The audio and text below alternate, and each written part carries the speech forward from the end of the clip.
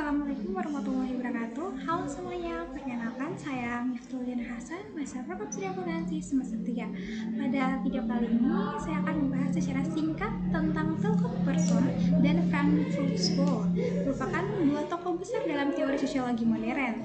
Yang pertama yaitu Talcott Pearson. Talcott Pearson dikenal sebagai pemikir yang berada dalam paradigma modern, khususnya fungsionalisme struktural. Ia melihat masyarakat sebagai sebuah sistem yang terdiri dari bagian-bagian yang saling terhubung dan bekerja sama untuk menciptakan keteraturan dan stabilitas. Menurut Pearson, setiap tindakan sosial manusia tidak terjadi secara spontan. Tindakan kita dipandu oleh nilai, norma, tujuan, dan situasi yang ada dalam masyarakat. Dengan kata lain, manusia bertindak sesuai aturan yang sudah tertanam dalam sistem sosial. Salah satu gagasan utama adalah model agil, yaitu 4 fungsi yang harus dipenuhi agar suatu masyarakat itu bisa bertahan. Yang pertama itu agil, itu A, itu untuk adaptation, jadi kemampuan menyesuaikan diri dengan lingkungan. Maka yang G untuk goal attainment, itu kemampuan mencapai tujuan bersama. Ada I, itu ada integration, yaitu menjaga hubungan sosial tetap harmonis. Dan L itu untuk lisensi, yaitu pemeliharaan pola budaya dan nilai agar terus diwariskan.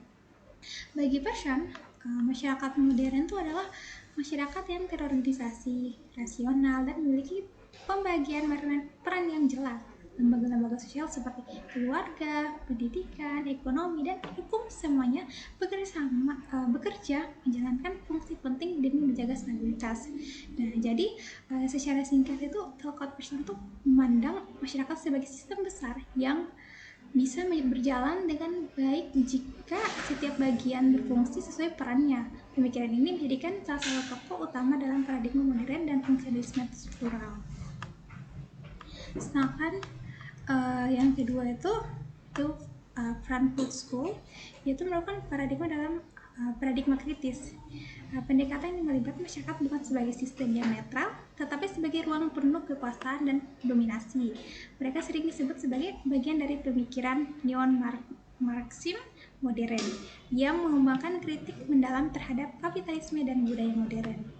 Gagasan utama Frankfurt School adalah teori kritis.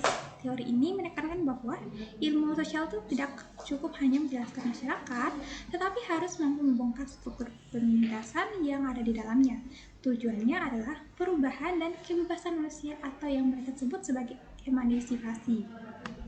Nah, salah satu pemikiran penting mereka adalah kritik terhadap kapitalisme modern. Menurut mereka, kapitalisme tidak hanya mengatur ekonomi, tetapi juga mempengaruhi kesadaran manusia melalui media, hiburan, dan budaya populer.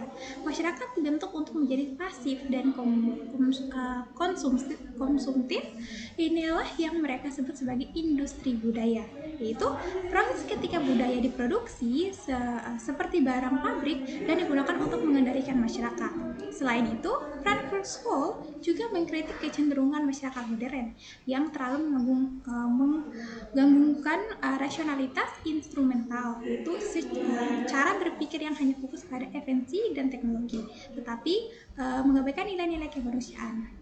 Jadi secara keseluruhan, Frankfurt School itu menghadirkan cara pandangan kritis yang bertujuan untuk membuat mata kita tuh terhadap bentuk-bentuk dominasi dalam kehidupan sehari-hari. Mereka mengajak kita untuk tidak hanya memahami masyarakat, tetapi juga mempertanyakan, mengkritik dan menegurnya. Seperti itulah video saya pada kesempatan kali ini.